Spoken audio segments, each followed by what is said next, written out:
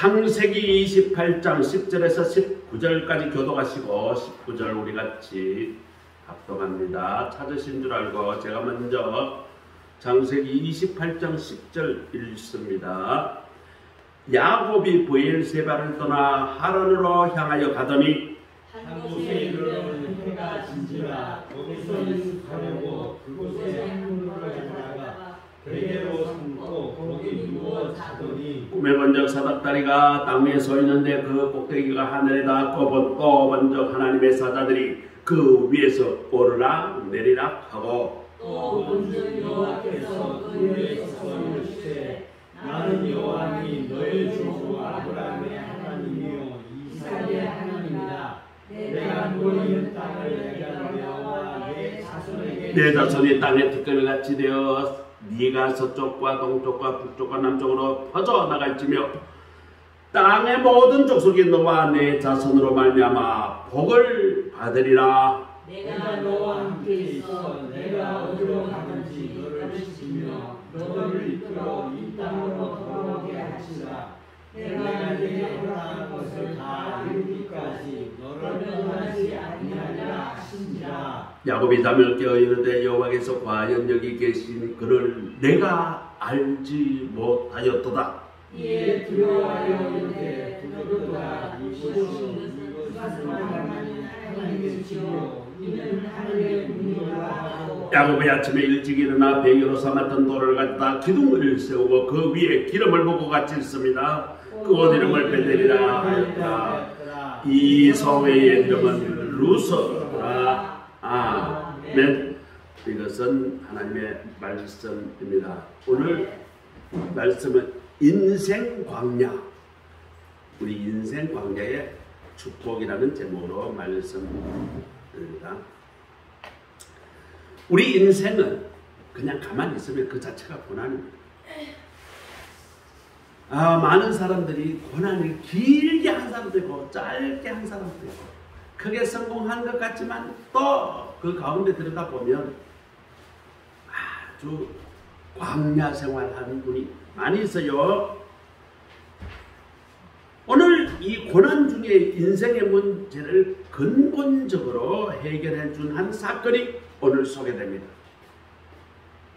그 사건의 주인공이 바로 야곱이라는 사람이고, 놀랍게도 오늘 말씀이 인생에 있어서 역전시키는 것이 바로 이 고난을 통해서 왔다는 것입니다.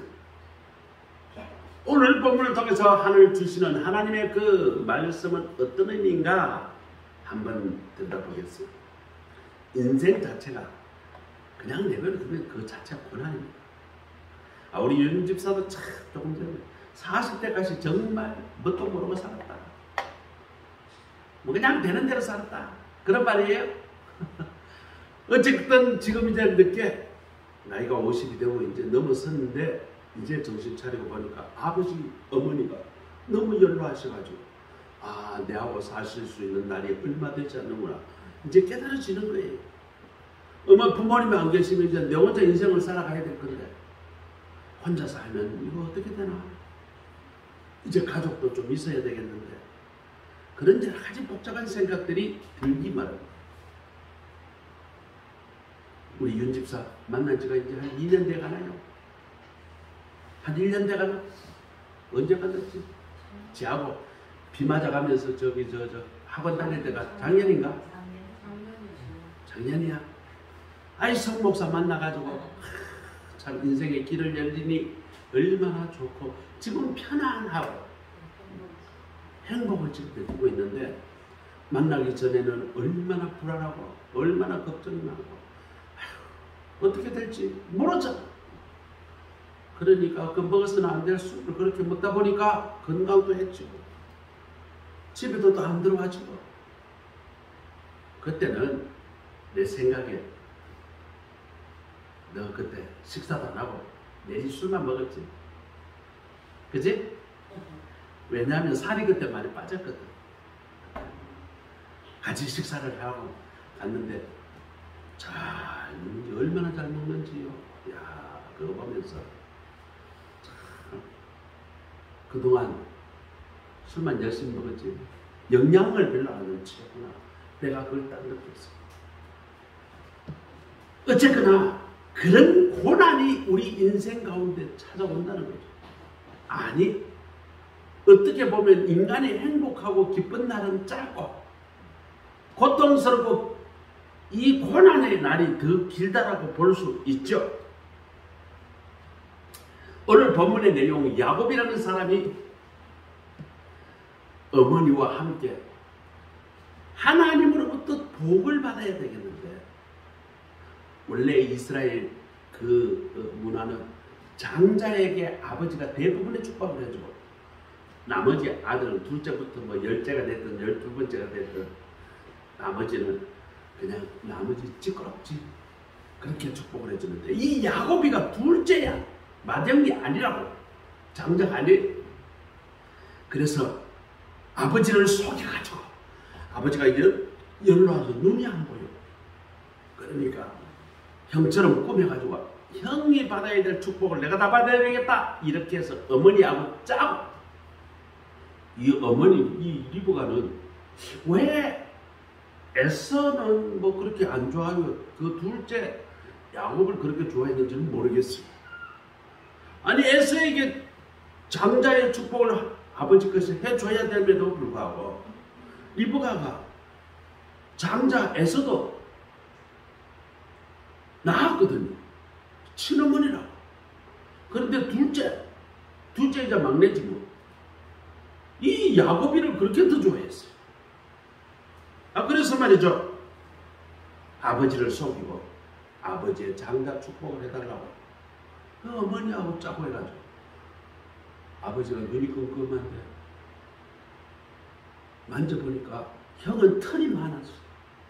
동생은 털이 없지 맨들맨들했어. 아버지가 이렇게 만져보니까 몸에 털이 많아. 아이고, 네가 해서구나. 그래서 축복을 다 해줘버렸어요. 그것도 또 내가 좀 이상한 게, 아니 축복은 뭐 해주고 또 해주면 되지 뭘 아니 해주고 또 안 해주는지 모르겠어. 성경에는 어쨌거나 장자의 축복은 이미 내가 했으니까 내가 너희들 안 해주겠다라고 에서에게 아버지가 이야기를 하는 장면이 나오기도 합니다. 어쨌거나 아버지를 속이고 형을 속이고 형이 차지해야 될 하나님의 축복을 몽땅 뺏어서 자기가 다 축복을 받아버렸습니다. 이 사실을 형이 알았어요. 형이 알았으니까 형이 어떤 생각이 들겠어요? 그래, 말 잘됐다. 내라도 못 받으면 니라도 받았어야 됐다. 이렇게 생각했을까요? 저놈 새끼는 내가 받아야 될 재산과 내가 받아야 될 축복과 내가 받아야 될 모든 복이 저놈이 다 가로챘구나 이렇게 생각할까요? 두 번째로 생각. 그래서 에서가 말이죠. 이를 갈고 동생을 죽이려고 칼을 들고 뛰어옵니다. 그 소식을 눈치챈 동생이 그 있으면 이제 형 칼에 맞아 죽으니까 어머니가 빨리 도망가라고. 너 저 형처럼 니 죽는다. 빨리 도망가라. 그러니 뭐 준비할 새도 없이 그냥 막 그냥 그 소리를 듣고 내뺍니다. 어디로 가야 될지도 모르잖아요. 그 리브가의 원래 고향이 바다나람이라는 곳이에요. 이게 어디냐? 지금 부엘세바에 지금 현재 아버지가 살고 있는데, 할아버지 때부터 살고 있는데, 부엘세바에서부터 광야길로 얼마로 떨어진다면 2000리. 2000리가 떨어졌어요. 2000리. 천리도 멀잖아요. 2000리가 떨어졌다니까. 뭐 2000리 가니까 얼마나 먼지 모르죠. 아마 여기서 서울에서 출발하면 시내로 지나가지고 저 봉천쯤 2000리가 될 거예요. 한 800km가 조금 넘으니까요. 어마어마하게 먼 길을, 그때는 기차가 없잖아. 비행기가 없잖아. 어디 가야 돼요? 걸어가야지 뭐. 근데 그냥 걸어가면 되겠어요?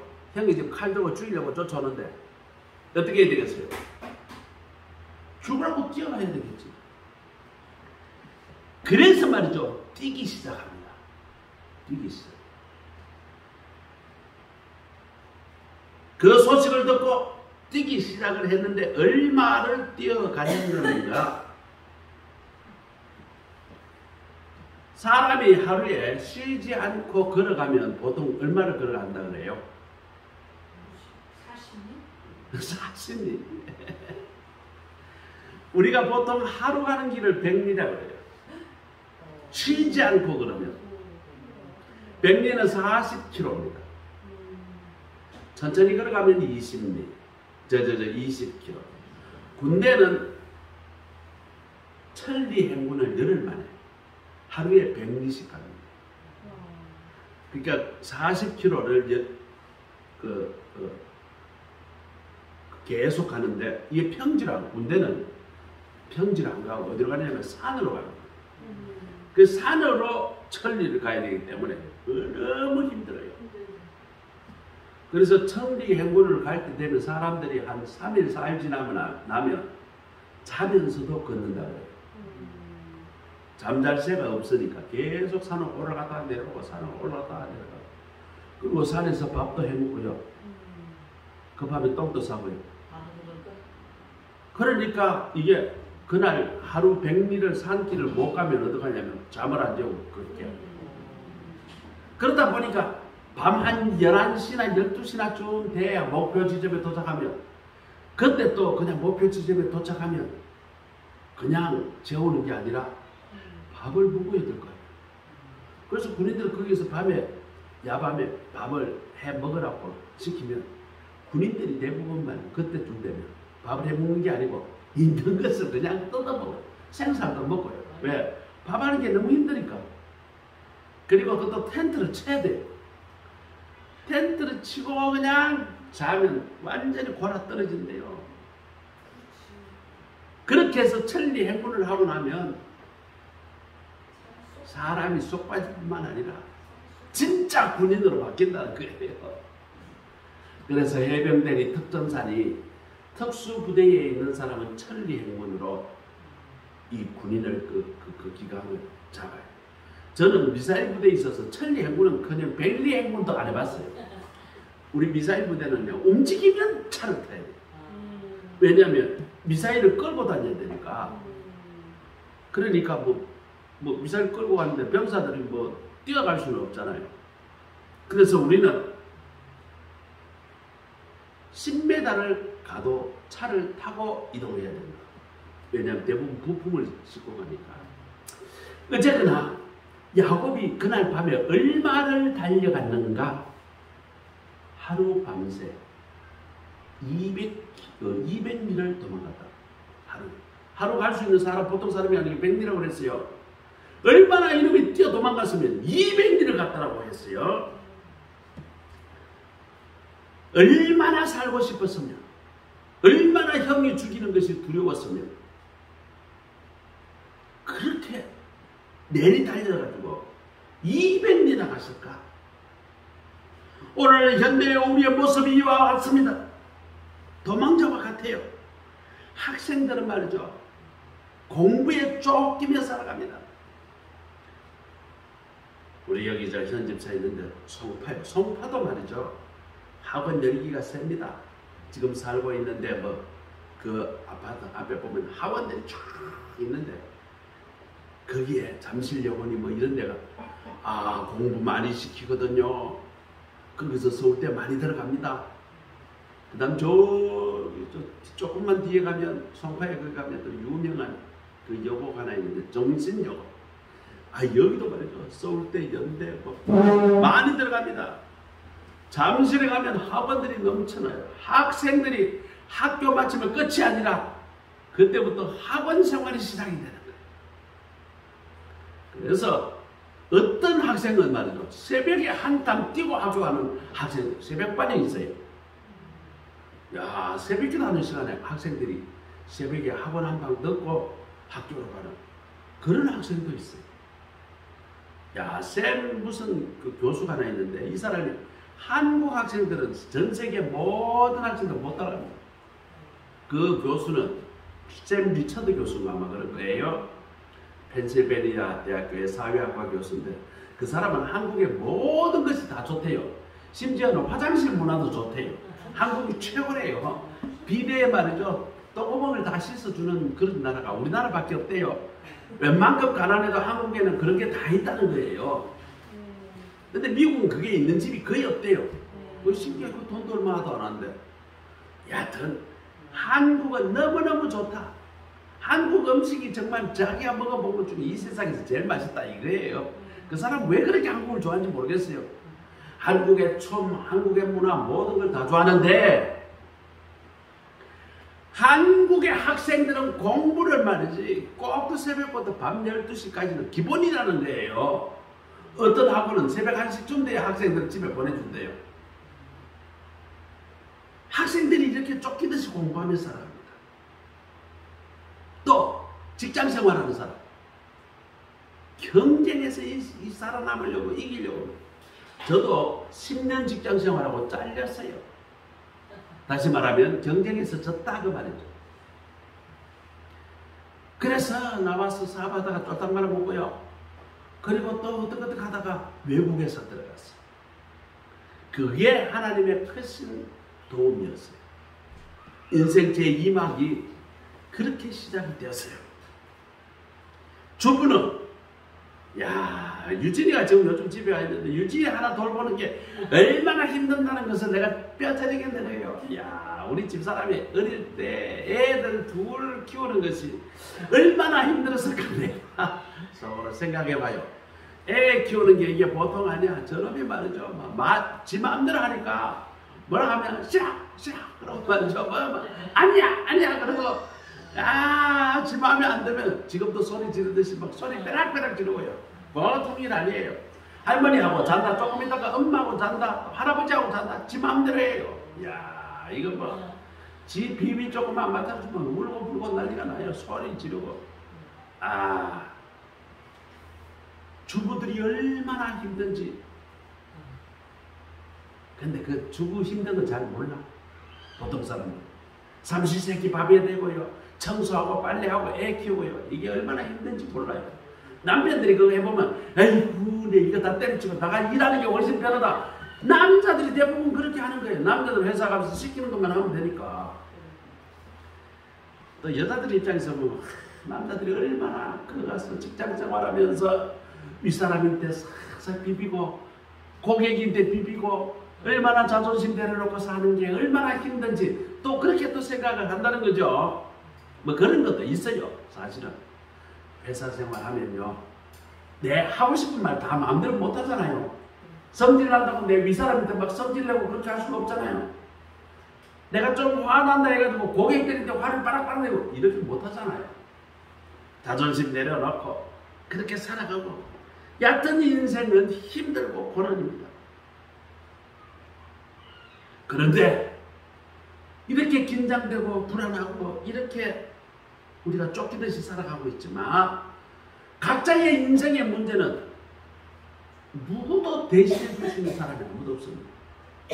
우리 윤집사 직장이 없어서 힘들지만 직장 없었을 때 내가 만일에 직장 시험 쳤더라면 한 방에 다 붙었을 거야.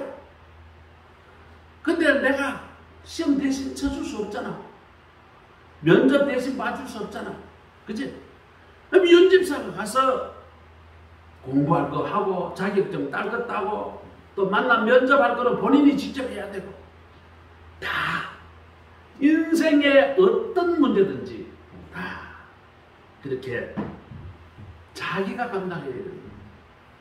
어제 새벽에 말이죠. 제가 잘 아는 사람으로부터 전화가 왔어요. 울면서 전화가 왔어요. 성 목사나 큰일 났다. 아들 둘이 있는데 큰아들이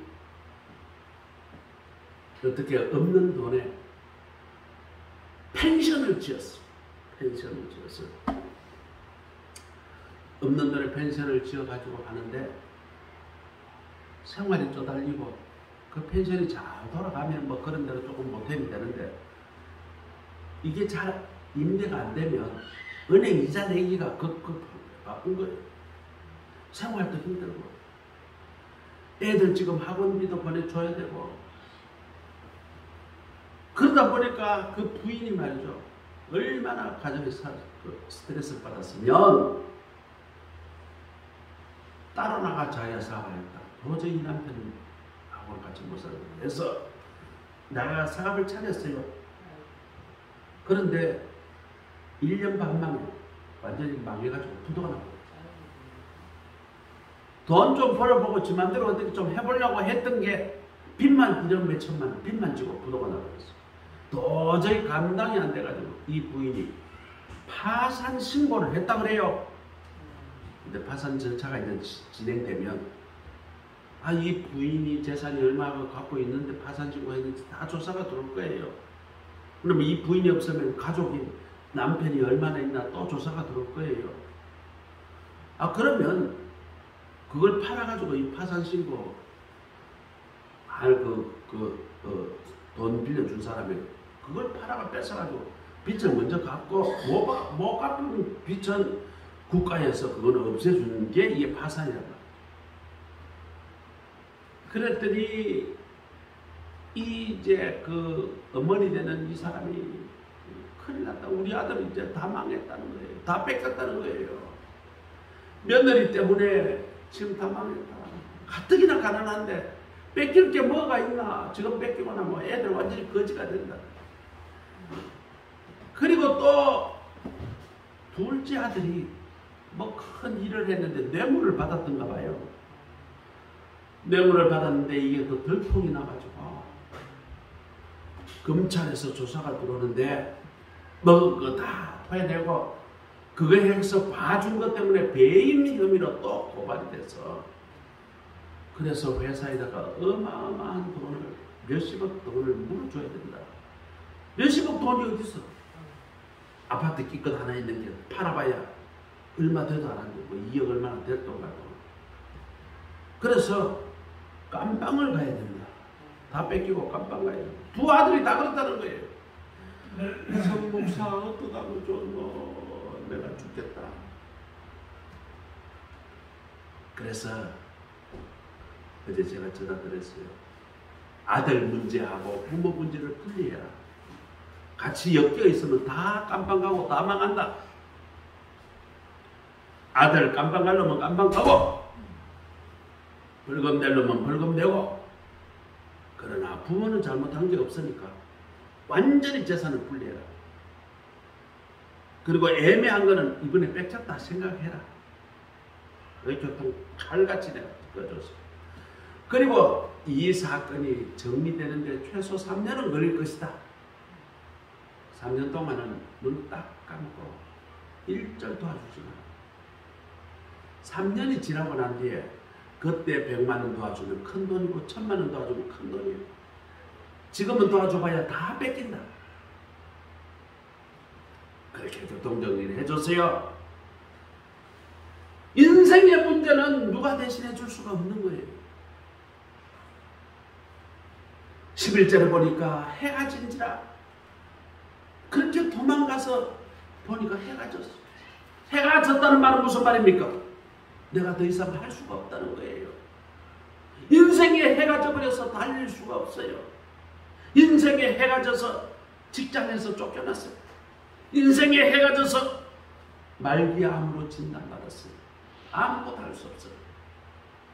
며칠 전에 우리 현 집사가 장례식장에 갔다 왔는데 아주 사랑하는 우리 집사람 사촌 동생이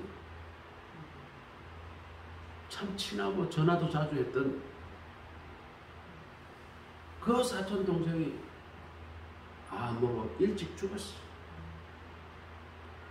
그래서 사촌되는 우리 현 집사가 우리 가족 대표로 가서 그 조문을 하고 온 거예요. 인생에 해가 졌어요. 죽었다는 말이죠. 이때의 야곱은 더 이상 갈 수도 없으니까 광야에서 누워서 잠을 지청합니다. 돌짝밭이죠. 돌짝밭. 그래서 그 중에서 베개 할 만한 넓적한 돌이 있어서 그걸 머리맡에 두고 거기다 머리를 기대고 누웠습니다. 잠을 자요. 혼자 고독감에 견딜 수가 없어. 내일은 어떻게 될지 불안해서 잠이 안 옵니다. 그때에 야곱은 누워서 보는데 갑자기 하늘로부터 환상이 보입니다. 이때까지는 내가 하늘을 바라보지 아니하고 하나님을 바라보지 아니하고 오직 땅의 것을 보고 땅에서 성공하려고 위해서 아버지도 속이고 형도 속이고 잘 살아보려고 발버둥을 쳤는데 이때까지는 하나님, 할아버지 하나님, 아버지 하나님, 그 하나님 쳐다보지도 않았는데 광야 길에서 더 이상 어찌할 바를 모를 때에 이때 누워서 보니까 하늘의 별이 총총한데 하늘이 보이더라고요. 드디어 하늘을 바라보니까 하늘이 보이더라고요. 우리 다 같이 따라합시다. 인생의 고난길에서 그때가 하나님을 만날 기회다. 야곱이 도망치는 천전날 베델까지 200리까지 쭉 돌아다녔잖아요. 도망쳤잖아요. 그것을 막막한 광야에서 내가 어디 갈 바를 모르고 집도 아니고 광야 그 돌짝밭에서 누워서 베개를 보고 하늘을 바라보니까 하늘이 보이더라고요. 이때까지는 내 같은 죄인, 내 같은 나쁜 인간도 하나님이 날 만나주시겠나?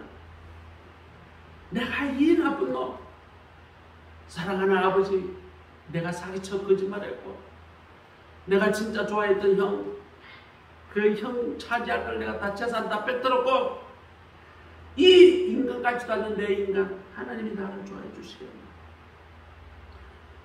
그렇게 생각하면서 뒤척뒤척 하는데 꿈속에 하늘이 열렸는데 하늘에서부터 보니까 하늘 꼭대기에서부터 땅까지 사닥다리가 쫙 연결되어 있는 거예요. 사닥다리가.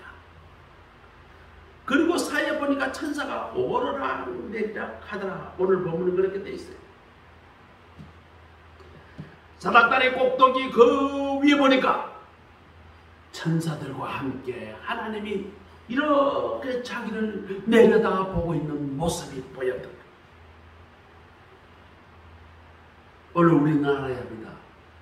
우리의 인생이 얼마나 힘들고 고난 가운데 있다 할지라도 우리의 시선이 하나님께로 향하면, 하늘로 향하면 그때는 하나님께서 우리를 만나주시는, 하늘은 바로 우리에게 하나님의 연결시켜 주시는 하나님의 은혜의 통로가 되는 것입니다. 사닥다리 위에는 하나님과 함께 천사들이 말이죠. 오르락내리락 오르락내리락 하는 거예요. 다시 말하면 우리가 하나님 편에 제대로 서기만 하면 그 천사들은 순식간에 내려와서 우리를 도울 준비를 지금 하고 있는 거예요. 오르락내리락 오르락내리락. 우리는 어떤 상황에서도 불안해하지 말고 우리가 어떤 고난 가운데 있다 할지라도 우리는 어디를 보아야 한다? 하늘을 바라봐야 한다. 하나님을 바라봐야 한다는 것을 우리는 깨닫고 우리가 하나님께 다가가고 하나님께 찾아가면 하나님은 은혜로 우리를 도와주시기 때문에 이 세상에 어떤 고난이 올다 할지라도 우리는 어떻게 살아야 한다? 담대히 살아. 왜요? 우리는 하나님이라는 백이 있잖아요. 자, 그런데 오늘 중요한 영적 교훈이 있습니다. 사닥다리가 하늘에서 땅까지 연결이 되었다라고 했습니다. 이 사닥다리는 바로 땅에서 하늘로 연결하는 다리인 것입니다. 길인 것입니다. 이 길이 누구냐? 바로 예수님. 예수님은 하나님의 은혜를 이어주는 길이요, 진리요, 생명이 되시는 것입니다. 우리가 기도할 때 예수님을 통해서 기도합니다. 예수님의 사닥다리를 통해서 하나님께 그 기도가 상달되고 우리의 어려움을 하소연하면 그 예수님의 사닥다리를 통해서 하나님께 우리의 하소연이 상달되는 것입니다. 이 사닥다리가 있다는 것이 우리에게는 얼마나 큰 축복인 줄 모릅니다. 하나님께서 예수님을 통해서 우리에게 은혜를 베풀어 주십니다. 예수님은 우리와 형통할 때도 우리와 함께 하시지만 우리에게 고난당할 때도 더 가까이 우리 곁에서 우리를 도와주십니다. 언제나 사닥다리신 예수님을 통해 담대하게 어떤 일을 당하더라도 웃고 노래하고 즐거워하고 기뻐하시는 삶을 살아가시는 우리 모두가 되시기를 주의 이름으로 축복합니다. 아멘. 따라합니다. 오직 예수. 오직 예수. 예수님만이 하늘을 닿게 하는 사닥다리이시다. 예수님만이 예수님만이 하나님을 닿는 하나님을 닮은 사닥다리이시다. 사닥다리이시다. 자, 이렇게 하여 이 야곱이 꿈속에서 사닥다리를 통해서 이렇게 올라가 보니까 누구를 만났다? 하나님을 만났죠. 하나님을 만날 때 하나님이 야곱을 보시면서 축복을 해줘요. 첫 번째, 땅을 주시겠다. 축복을 해주셨어요. 다시 말하면 잘 살게 해주겠다. 삶의 터전도 해주겠다. 우리 윤집사 하나님 만났어요? 하나님 만나면 우리 윤집사 우리 살게 해주신다고. 어떻게 해요? 하나님께서 땅을 주시겠다. 기업을 주시겠다. 먹고 살게 해주겠다. 그리고 가정도 만들어 주시겠다. 하나님께서 약속하시고 축복해 주시는 거예요. 그렇기 때문에 우리는 어디에 붙어 있어야 된다? 하나님께 붙어 있어야지. 또 하나님 잊어버리고 또 그러면 안 돼? 그러면 떠나게 되면 하나님이 축복을 줄래요? 줄 수가 없잖아. 아니 축복받을 사람이 축복받으려고 기다려야지. 축복받을 바가지 다 내밀어 버리고 있으면 축복이 어떻게 하나님 내려주는데도 받을 수가 있겠냐. 두 번째는 자손을 번성시켜 주시겠다. 세 번째는 하나님께서 늘 함께 해 주시겠다. 이런 인생 최고의 약속을 해 주셨습니다. 그 약속을 듣고 야곱은 순식간에 변화가 됩니다. 어떤 변화가 일어났을까요? 첫째, 눈이 떠졌어요. 눈을 떠서 위를 보니까 살아계신 하나님. 아, 우리 할아버지 아브라함이 그렇게 섬겼고 예배했던 하나님이 진짜 살아계신 하나님이었네. 우리 아버지 이삭이 평생 동안 섬겼던 그 하나님이 진짜 살아계신 하나님, 나의 하나님이시구나. 이것을 발견했습니다. 아버지를 축복해 주시고 할아버지를 축복해 주셨던 그 하나님이 나를 만나 나를 축복해 주시네. 살아계신 하나님을 만나 그 하나님을 바라보았다는 거예요. 두 번째는 하나님은 만난 후에 야곱의 귀가 열렸어요. 하나님의 음성을 들었다는 것이죠. 하나님의 축복의 음성을 들었다는 것입니다. 조지 버나드 쇼의 희곡인 세인트 존이라는 작품이 있습니다. 자, 한 사람 주인공 아크 존이라는 사람이 나오는데, 이 아크 존이 교회에 열심히 다녔는데 자기가 하나 궁금한 게 있어요. 다른 사람은 하나님의 음성을 들었다는데 자기는 평생을 하나님의 음성을 들은 적이 없다는 거예요. 이 세인트 존이라는 사람의 작품에 나오는 이야기입니다. 조지 버나드 쇼라는 사람이 쓴 그 희곡인데 세인트 존이라는 작품이고 그 주인공이 아크 존입니다. 이 아크 존이 이야기합니다. 나는 하나님이 늘 내게 말씀하신다고 그러는데 성경은 그렇게 이야기하는데 나는 한 번도 하나님의 음성을 듣지 못했어. 그러니까 옆에 계신 목사님이 이야기합니다. 아니, 하나님은 항상 당신에게 이야기하는데 당신은 그거를 아예 마음을 닫고 안 듣기 때문에 못 듣는 거야. 오늘 마찬가지입니다. 오늘 지금 성목사를 통해서 설교를 하고 있는데 하나님의 음성이 들리신 분이 지금 계십니다. 반면에 엉뚱한 짓들을 하고 지금 핸드폰이나 만지고 다른 생각하는 사람은 하나님의 음성이 안 들려요.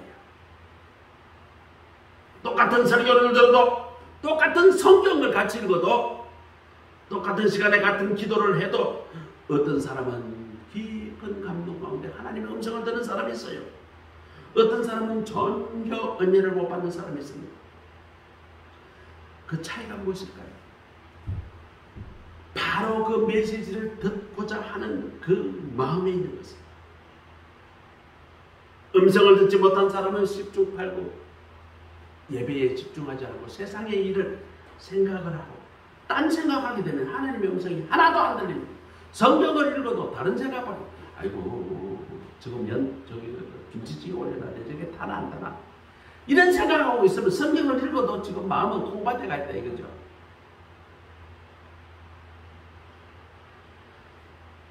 하나님을 만나는 야곱은 신앙 고백의 입이 열렸습니다.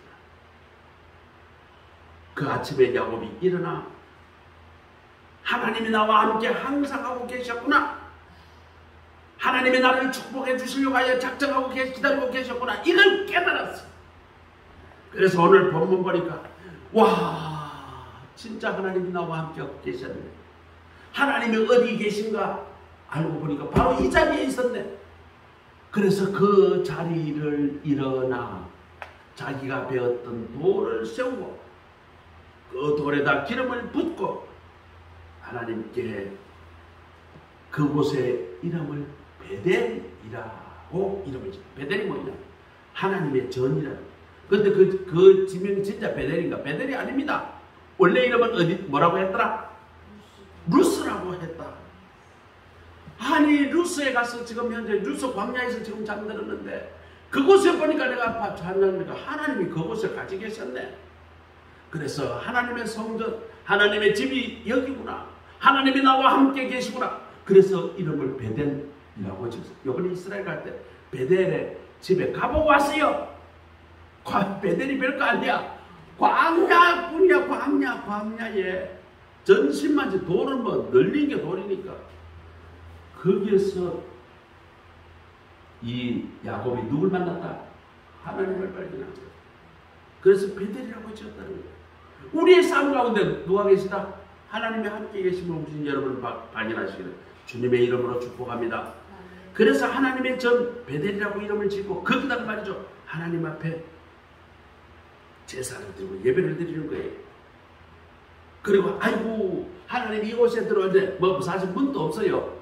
그래서 이곳은 하나님이 들어오는 문 그렇게 스스로 그렇게 생각을 하면서 그렇게 그것이 예배를 드렸다는 것이죠. 이 사실을 깨닫게 되면 우리는 언제나 어디서나 나와 함께 살아계신 하나님을 우리는 입을 열어 찬양합니다. 담대하게 세상을 살아가게 됩니다. 우리 윤 집사 이제 직장 생활하는데 그 직장에 하나님이 함께 하신다고 생각하면 얼마나 당당. 혼자 이렇게 경비 앉아가지고 경비 쓰는 게 아니야.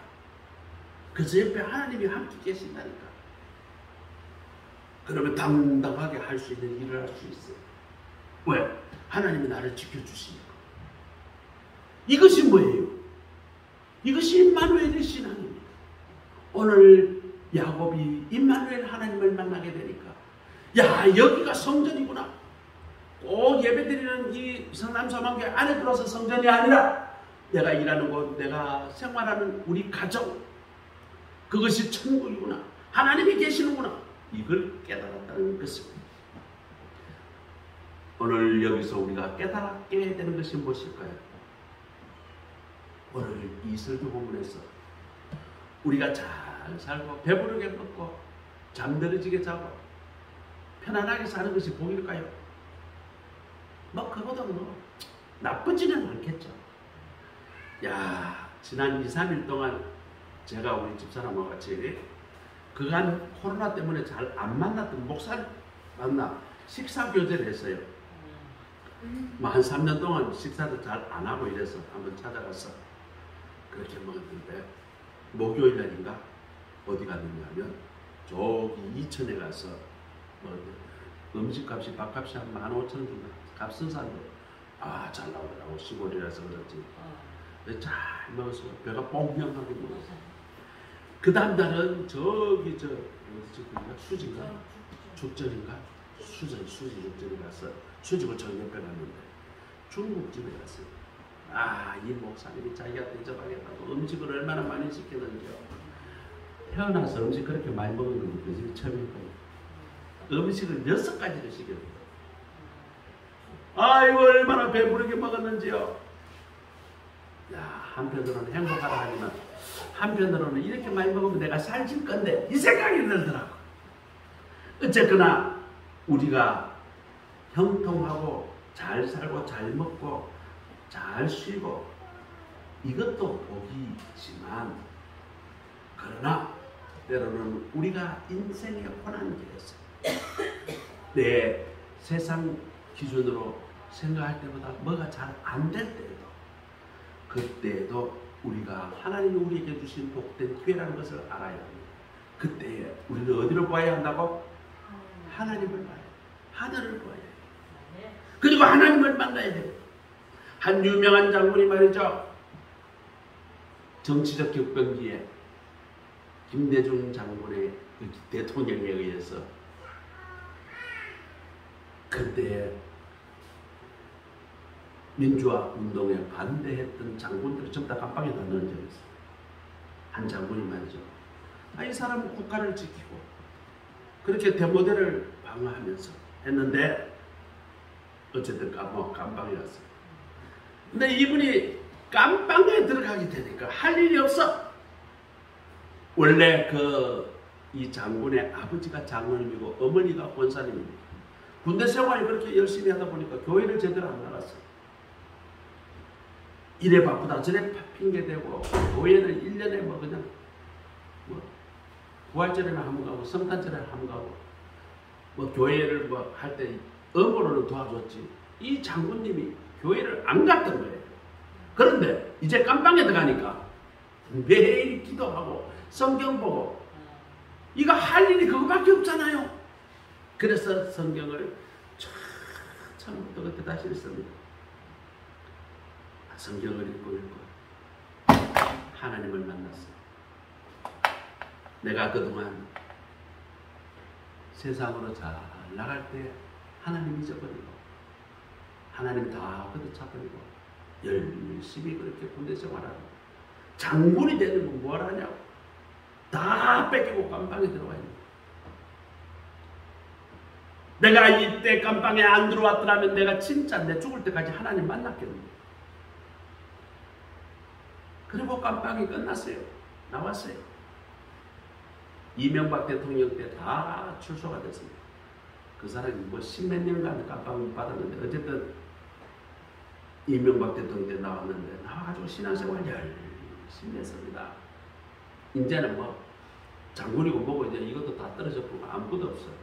국가에서 주는 연금도 없고 아무것도 없어요.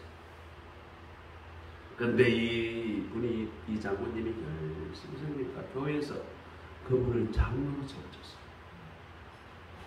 그 장로가 되는데 그 성도들에게 고백합니다. 내가 정말 세상적으로 잘 나갔다, 잘 살았다. 별을 3개나 달고 그때까지 나는 잘 나가는 줄 알았다. 그런데 감방에 들어가 보니까 내 인생이 모든 거 다 뺏기고 별도 뺏기고 연금도 뺏기고 있는 재산 다 뺏기고 탈탈대로 완전히 알거지가 돼. 이때에 하나님을 만났다. 내가 감방에 안 들어갔더라면 하나님을 어찌 만날 수가 있겠는가. 내가 별 3개 4개 달고 계속 내가 승승장구했더라면 내가 하나님을 만날 수 있었겠나. 그러나 내가 세상적으로 망하고 나니 감옥에 들어가게 되니 하나님을 만나게 돼서 이렇게 귀하게 되었습니다. 이렇게 간증을 하더라는 거예요. 저는 오늘 여러분 앞길이 형통하기를 축복합니다. 그러나 여러분이 역경을 만나고 고난을 만나고 어려운 상황에 있더라도 낙담하지 마시기 바랍니다. 그럴 때 하나님께로 더 가까이 오셔서 은혜 주시고 더 큰 미래의 그 세계를 열어주심을 믿으시기 바랍니다. 여러분 중에 어려운 일이 있습니까? 병 가운데 있는 분이 계십니까? 사업에 힘든 사람이 있습니까? 직장에서 어려운 일을 겪고 있는 사람이 있습니까? 또 어떤 사람은 쫓기는 인생이라 생각하며 불안한 인생을 살고 있는 분이 계십니까? 아니, 인생의 해가 저물어 외롭고 힘든 광야에 내가 서 있다라고 생각하시는 분이 계십니까? 바로 그 자리, 그 시간이 하나님이 여러분을 부르는 시간이고 하나님을 만나야 할 시간인 것입니다. 인생 광야에서 야곱처럼 하나님을 만나셔서 하나님의 살아계심을 힘차게 증거하고 간증하고 하나님께서 주시는 복을 받아 힘차게 살아가시는 우리 모두가 될 수 있기를 주의 이름으로 축복합니다. 기도하겠습니다. 하나님 감사합니다. 오늘 인생 광야의 축복이라는 말씀으로 하나님 말씀을 묵상하였습니다. 하나님, 우리 어느 곳으로 가든지 어떤 상황에 있든지 하나님은 언제나 함께 계심을 깨닫게 하여 주시고, 내가 있는 곳이 하나님의 성전이며 내가 하나님께 다가갈 때 하나님께서 나에게 복 주시고 은혜 주심을 깨달아고 인생 광야에서 야곱처럼 하나님을 만나게 하여 주시고 하나님의 살아계심에 간증하고 힘차게 살아가는 우리 모두가 되게 하옵소서. 예수 그리스도의 이름으로 감사하며 기도드립니다. 아멘. 찬송가 393장입니다. 393장